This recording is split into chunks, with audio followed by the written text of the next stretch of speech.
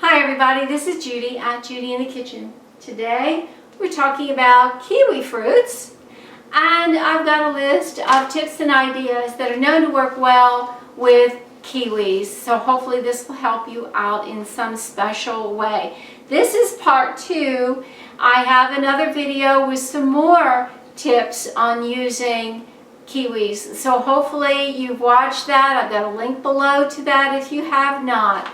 Try a kiwi pineapple popsicle. Why not?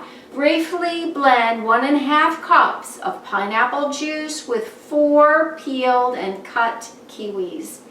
If you want to make it sweeter, add a little bit of honey if you want, or a date or two, something like that. Pour that mixture into popsicle molds, freeze, and then enjoy. Sounds delicious to me. Why not add a kiwi fruit to a tossed salad? If you're making the salad in advance though, the kiwi can also be cut in advance, but it's best if you put that in a separate container by itself, airtight container, in the refrigerator until you're ready to serve the salad.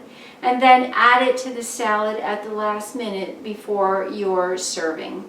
How about a simple dessert or snack by topping some sliced kiwi fruit and strawberries with your favorite yogurt? Sounds delicious. Or make a fruit chutney with some chopped kiwi, orange, and pineapple. Serve it as an accompaniment to chicken or fish, or your favorite other dish that it would go well with. How about a fruit soup by blending kiwis with cantaloupe? If you want to make it creamy, add some yogurt also. That would be really yummy.